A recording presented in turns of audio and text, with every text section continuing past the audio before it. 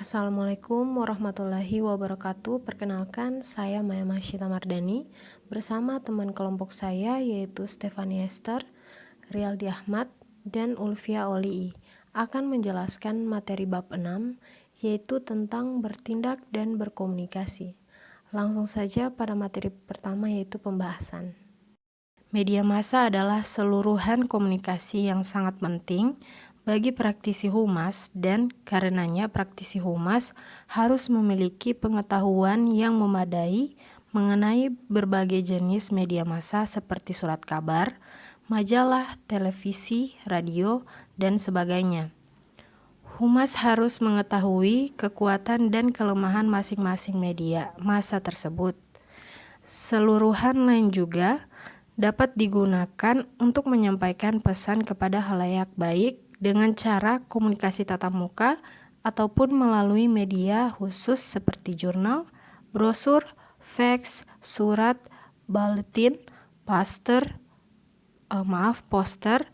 website, email, dan billboard. Pada awalnya, kelahirannya di Amerika Serikat, humas lebih banyak berfungsi untuk menyebarkan atau mendistribusikan pesan dari pihak manajemen perusahaan kepada khalayak.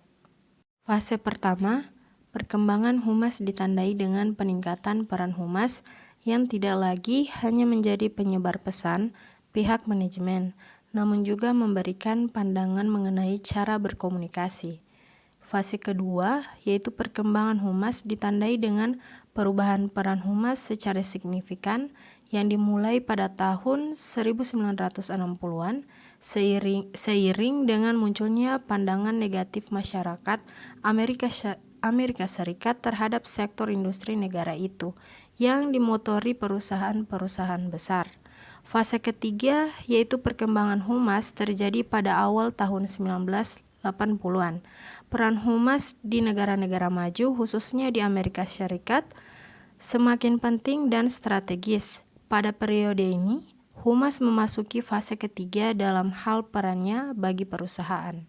Dalam kehidupan sehari-hari, kita mungkin pernah mendengar ungkapan yang menyebutkan bahwa actions speak louder even words. Ungkapan ini juga berlaku bagi humas, namun demikian, masih ada praktisi humas yang menganggap bahwa komunikasi adalah segalanya. Mereka mengira masalah humas dapat diatasi hanya melalui komunikasi, dalam arti hanya melalui kegiatan menyampaikan pesan saja tanpa perlu ada suatu tindakan.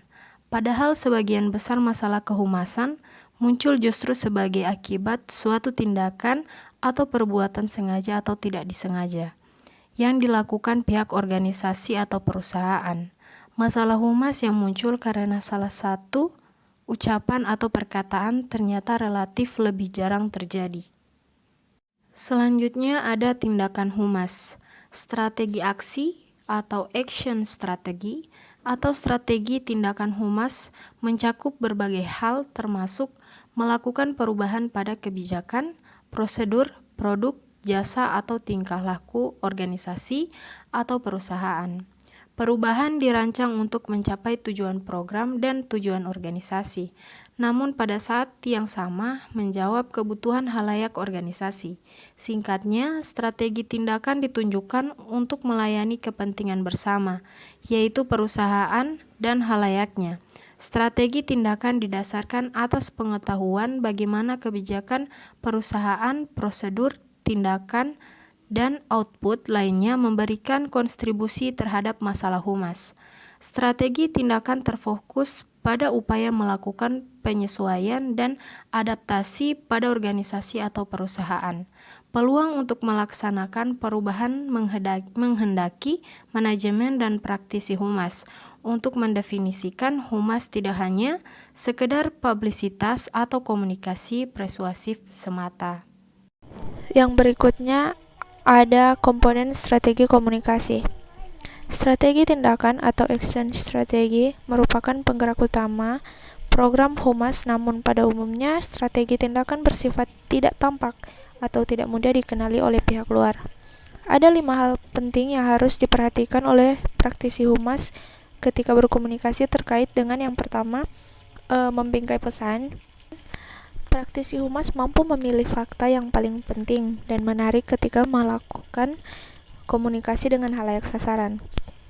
Kegiatan membingkai pesan ini juga sering disebut dengan framing analysis, yang merupakan salah satu kegiatan sangat penting dalam berkomunikasi. Analisis framing dipakai untuk membedah cara-cara komunikator saat membangun fakta. Menurut Catlett Centerboom, komunikasi membutuhkan kontinuitas kegiatan, yaitu upaya yang terus-menerus. Hal penting yang berikutnya, yang kedua adalah nilai berita. Praktisi humas harus mengetahui nilai pesan yang ingin disampaikannya ketika berkomunikasi. Suatu nilai-nilai berita ditentukan oleh kepentingan publik yang meliputi hal-hal sebagai berikut. Yang pertama itu ada dampak atau impact, yaitu seberapa besar jumlah orang yang terpengaruh dari suatu pesan atau informasi. Yang berikut ada kedekatan atau proximity, adalah jarak antara khalayak dengan masalah atau isu yang tengah menjadi perhatian. Dan yang ketiga ada kecepatan atau timeliness.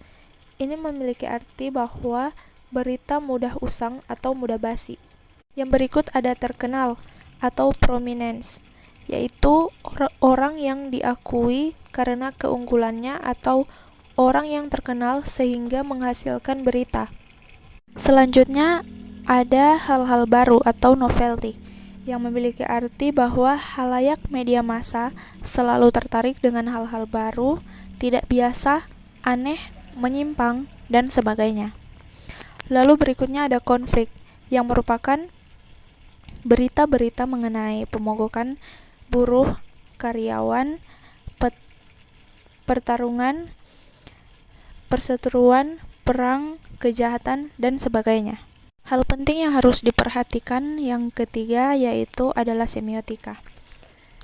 Ini adalah ilmu yang mengenai tanda yang sangat terkait dengan arti atau makna yang ingin disampaikan. Praktisi humas tidak saja harus dapat memahami makna kata-kata yang diucapkan oleh khalayak, namun apa makna dari kata-kata yang disampaikan.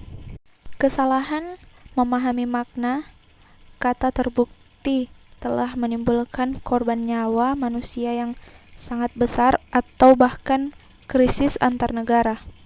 Yang berikutnya ada simbol. Komunikasi tidak hanya melalui kata-kata atau semiotika saja.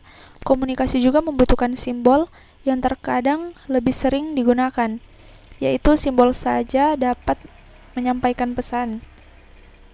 Setiap simbol haruslah berbeda-beda atau unik, serta dapat mencerminkan karakter dari perusahaan atau organisasi yang menjadi acuan simbol bersangkutan.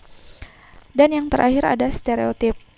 Komunikasi sering sekali mengalami hambatan dalam pelaksanaannya. Semua orang yang hidup di dunia ini pasti memiliki simbolnya sendiri. Menurut Lippmann, stereotip kemudian berfungsi sebagai suatu mekanisme pertahanan melawan tuntutan untuk belajar dan memahami keunikan atau karakteristik dari masing-masing orang, kelompok, dan situasi. Selanjutnya kita masuk ke dalam materi menyebarkan pesan. Praktisi humas tidak dapat hanya sekedar menyebarkan ide atau inovasi melalui media massa agar ide atau inovasi itu dapat diterima masyarakat atau khalayak. Sebelum menerima dan menerapkan suatu inovasi, ide atau gagasan, yaitu kita memerlukan tahap-tahap sebagai berikut. Tahap yang pertama yaitu tahap pengetahuan. Tahap pengetahuan ini adanya orang-orang yang mempelajari suatu inovasi dan sebagian dari orang itu memperoleh pemahaman.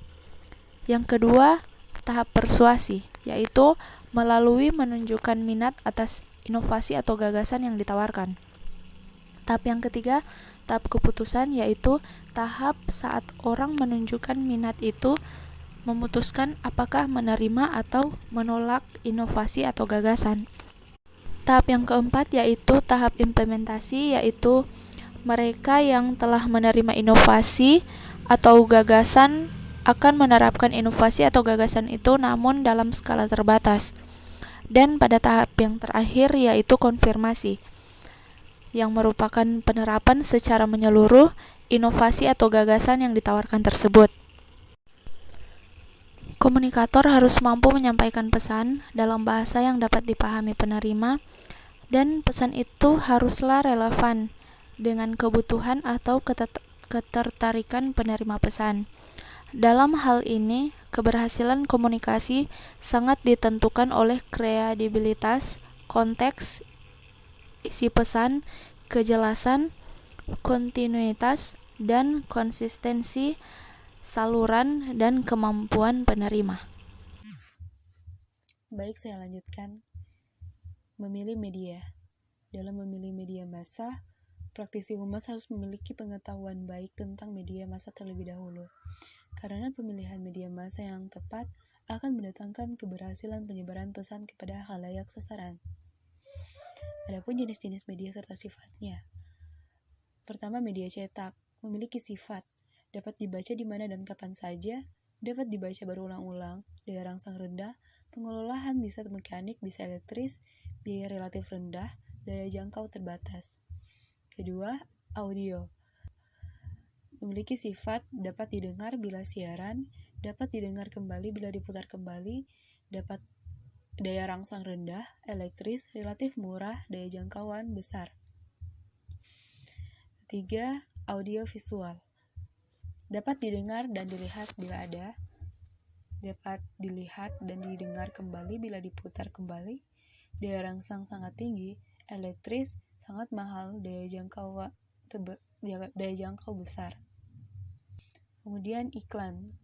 Praktisi humas dapat memberikan penilaian kepada manajemen mengenai media apa yang paling tepat untuk menyampaikan suatu produk, barang, dan jasa. Praktisi humas harus mengetahui kekurangan dan kelebihan media, karena ketika mengeluarkan dana, media harus dipilih benar-benar cocok.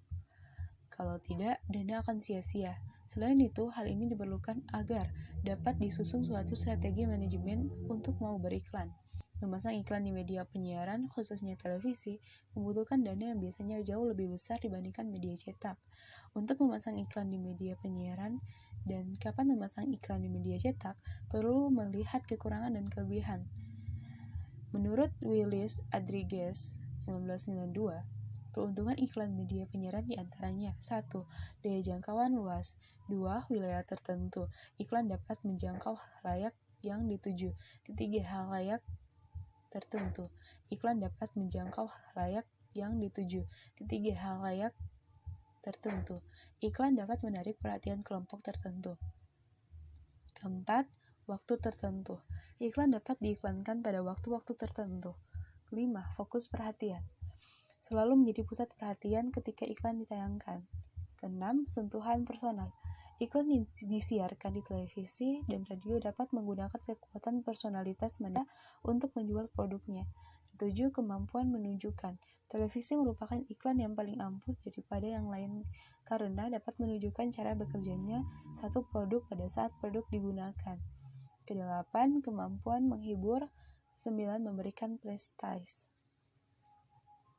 Adapun kelemahan siaran iklan, yakni pertama, biaya mahal. Biaya yang dikenakan di televisi biasanya dihitung per detik. Kedua, informasi terbatas. Dengan durasi iklan yang rata-rata hanya 30 detik dalam sekali tayang, maka pemasangan iklan tidak memiliki cukup waktu untuk secara leluasa memberikan informasi yang lengkap. Ketiga, penayangan singkat. Siaran iklan radio dan televisi hanya ada pada saat iklan itu betul-betul ditayangkan, kecuali khalayak merekamnya. Keempat, penghindaran. Kelemahan lainnya dari siaran iklan adalah adanya kecenderungan khalayak untuk menghindari siaran iklan pada saat iklan itu ditayangkan. Penelitian menunjukkan bahwa khalayak televisi menggunakan kesempatan ketika penayangan iklan untuk melakukan pekerjaan lain. Terakhir, tempat terbatas.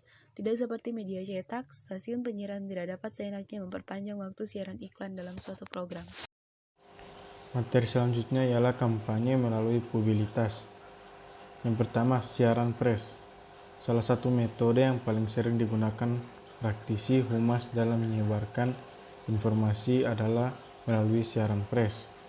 Siaran pers dapat didefinisikan sebagai informasi dari individu atau organisasi yang disampaikan kepada media massa dengan maksud untuk memberitakan.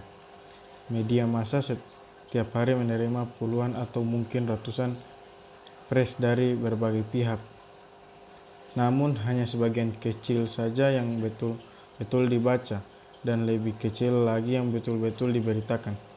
Siaran pers bukan iklan orang yang tidak perlu membayar jika informasinya diberitakan, dan dikarenanya suatu siaran pers tidak boleh seperti iklan.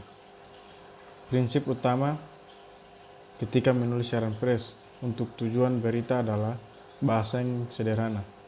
Pada pokoknya, semakin sederhana suatu naskah siaran pers maka akan semakin baik. Bahasa sederhana akan dimengerti oleh semua orang. Buatlah siaran pers yang dapat diterima oleh kalangan profesor. Suatu berita hendaknya. Berita itu harus dapat dimengerti oleh seorang sopir truk, namun tanpa harus merendahkan kecerdasan seorang profesor sekalipun. Praktisi humas kerap tergoda untuk menjadikan suatu pesan yang ditulis menjadi iklan. Godaan ini harus dilawan karena dapat menghancurkan makna dari tujuan dari siaran pers itu sendiri. Berikut ini adalah beberapa yang harus diperhatikan setiap praktisi humas, khususnya mereka yang mengelola siaran pers. Yang pertama, mulailah menuliskan informasi yang paling penting yang harus menjawab seluruh pertanyaan penting mengenai apa, siapa, di mana, mengapa, dan kapan. Pada paragraf pertama, lain berita. Maksudnya, seandainya saja kalau media memang tidak memungkinkan untuk memuat naskah atau kalimat-kalimat selanjutnya, maka paragraf pertama tadi sudah dapat mengemukakan inti pesan kepada pembacanya. Paragraf kedua dan seterusnya disebut dengan badan atau body berita. Pada berita dalam siaran pers harus memberikan penjelasan mengenai how. Dengan demikian, paragraf kedua siaran pers harus lebih menjelaskan paragraf pertama. Sementara paragraf ketiga harus menjelaskan paragraf kedua seterusnya. Paragraf, kalimat dan kata yang digunakan harus diusahakan sesingkat dan sepadat mungkin. Usahakan agar setiap siaran pers tidak lebih dari 1 halaman atau selembar kertas saja. Penulisan kalimat diusahakan untuk mengikuti pola subjek, objek, predikat, dan keterangan. Subjek pada judul siaran pers atau paragraf pertama sebaiknya tidak menyebutkan nama organisasi atau perusahaan. Praktik humas perusahaan penerbangan yang akan membuka penerbangan pertama ke Cina, misalnya, tidak menulis judul Merpati Airlines buka rute penerbangan pertama langsung ke Cina. Kita dapat mengatakan Indonesia buka rute penerbangan pertama ke Cina, atau masyarakat kini dapat terbang langsung ke Cina. Hindari gaya bahasa superlatif yang cenderung berlebih-lebihan atau menguji-nguji diri sendiri, baik secara terang-terangan maupun tersirat seperti terbesar di dunia, pelopor utama di bidangnya, dan seterusnya. Hindari generalisasi yang tidak jelas, kecenderungan atau menjelaskan segala sesuatu yang bisa berakibat keluarnya tulisan dan konteks aslinya. Contoh, jangan sekali-kali mengatakan produk baru ini memiliki paduan warna yang sangat menarik. Melainkan katakan apa saja warna produk itu dan biarkan para pembaca untuk menilai sendiri menarik tidaknya warna-warna tersebut. Khususnya untuk siaran pers terkait laporan keuangan yang menyajikan angka, maka penulisannya harus disertai dengan perbandingan komparasi. Yang kedua, mengundang pers. Organisasi atau perusahaan kerap mengandung wartawan dan berbagai media massa untuk datang ke kantor perusahaan atau ke tempat lain yang sudah ditentukan dengan maksud untuk meliput dan berikan kegiatan yang dilakukan organisasi atau perusahaan bersangkutan. Kegiatan mengundang wartawan ini dinamakan dengan acara pers event, yang secara umum terdapat 3 macam, yaitu pers 1. Konferensi pers, yang pertemuan antara organisasi atau perusahaan dengan wartawan pada lokasi yang sudah ditentukan, di mana pihak pertama ingin menyampaikan informasi dengan maksud untuk diberitakan. Yang kedua, resepsi pers, yaitu suatu acara yang mengundang wartawan untuk meliput suatu acara, mendengarkan keterangan-keterangan resmi atau sekedar bercakap-cakap guna mendekatkan hubungan antara para jurnalis dengan organisasi atau perusahaan. Yang ketiga, kunjungan pers, yaitu kegiatan humas, mengundang wartawan mengunjungi pabrik, menghadiri acara pembukaan kantor baru, atau acara demonstrasi produk baru. Pada setiap acara pers, individu atau organisasi biasanya menyampaikan undangan terlebih dahulu kepada wartawan media massa yang ingin diundang untuk datang. Media cetak mingguan biasanya terbit di awal minggu, demikian pula media bulanan biasanya terbit di awal bulan. Pilihlah tanggal acara pers yang mendekati waktu penertiban agar informasi dapat langsung dipublikasikan dalam waktu cepat. Praktis, humas harus menyediakan informasi pers yang memadai pada setiap acara pers. Namun jangan timbuni para wartawan dengan aneka rupa materi yang kelak banyak, apalagi yang tidak relevan. Materi publikasi perusahaan seperti foto pembicara, jurnal internal, daftar harga, laporan penjualan, dan sebagainya dapat dipajang di meja resepsionis agar wartawan bisa memilih sendiri sesuai kebutuhan mereka. Selama konferensi pers berlangsung harus terdapat moderator. Lazimnya konferensi pers yang dilakukan setelah RUU PS dipimpin langsung oleh direksi. Tapi jika direksi mendelegasikannya, maka humas dapat bertindak sebagai moderator sekaligus memberikan dukungan kepada. Selama konferensi pers harus ada not tulis dan sedapat mungkin menggunakan perekam suara, tape recorder. Hal ini dimaksudkan sebagai pendukung jika terdapat berita yang secara material ditulis berbeda dengan konteks siaran pers atau jawaban yang diberikan oleh direksi dalam konferensi pers. Materi selanjutnya ialah jurnal.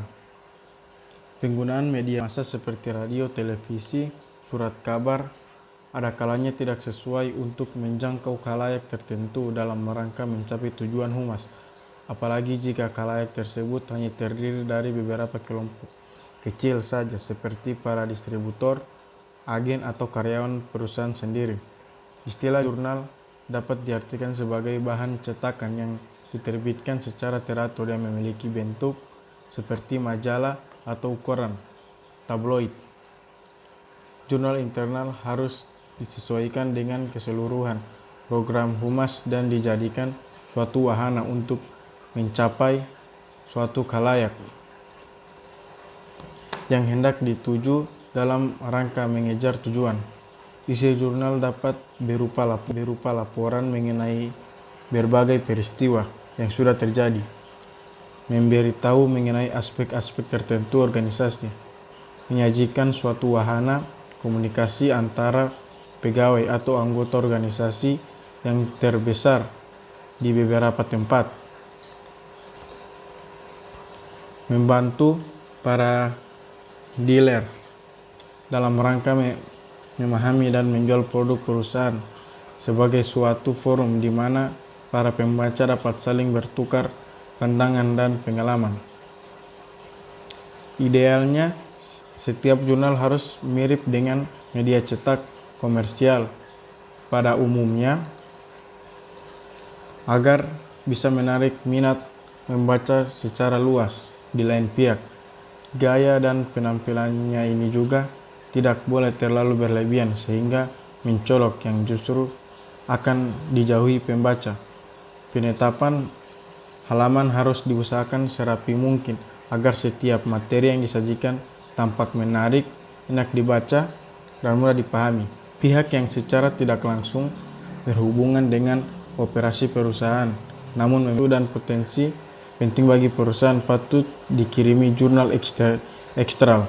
Selain itu, para pimpinan atau pencipta pendapat umum perlu diberitahu mengenai sejarah, kebijakan, prestasi, karya riset, dan berbagai aspek lainnya dari suatu organisasi atau perusahaan. Dengan cara demikian diharapkan mereka akan memiliki pendapat yang baik mengenai perusahaan.